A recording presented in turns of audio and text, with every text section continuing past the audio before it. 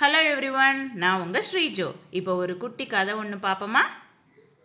ஒரு கிராமத்தில் முருகன் அப்படின்ற இளைஞன் இருந்தான். அவங்க குடும்பம் கடன் சுமையால் ரொம்ப கஷ்டப்பட்டுச்சு. அதுக்கு காரணம் அவங்க அப்பா, தாத்தா எல்லாருமே விவசாயம் தான் பண்ணிக்கிட்டு இருந்தாங்க. விவசாயத்தினால அவங்களுக்கு நஷ்டம் தான் ஏற்பட்டுச்சு. இதனால முருகனையும், நீயும் விவசாயம் பண்ணி நஷ்டத்தை ஏற்படுத்தாத, நீ பட்டணம் போய் வேற வேலை பாரு அப்படின்னு சொல்லிட்டாங்க. ஆனால் முருகனுக்கு இதில் துளி கூட இஷ்டம் இல்லை. எப்படியாவது விவசாயத்தை உயிர்த்தலை செய்யணுன்ற ஆசையோட அவன் நிலத்துல அவனே விவசாயம் பார்க்க ஆரம்பிச்சான். ஆனால் எல்லாரும் சொன்ன மாதிரி அவனுக்கு வருஷம் விளைச்சல் கம்மியாக தான் கிடச்சிச்சு. அதனால நட்டம் தான் ஏற்பட்டுச்சு. இதனால ரொம்ப கஷ்டப்பட்டான். ஆனால் இருந்தாலும் நம்ம எப்படியாவது இதில் முயற்சி செஞ்சு வெற்றி அடைஞ்சே தீரணுன்ற ஆசையோட அவன் அயராது உழைக்க ஆரம்பிச்சான். வேலையாக அவன் ஊரில் இருக்க குளங்களை சுத்திகரிப்பு செஞ்சு மழைநீர் சேகரிப்புக்கான ஏற்பாட்டையும் செஞ்சான். அதுக்கப்புறம் மழைன்னு பார்க்காம வெயிலுன்னு பார்க்காம அவன் நிலத்தில் அயராது உழைச்சான்.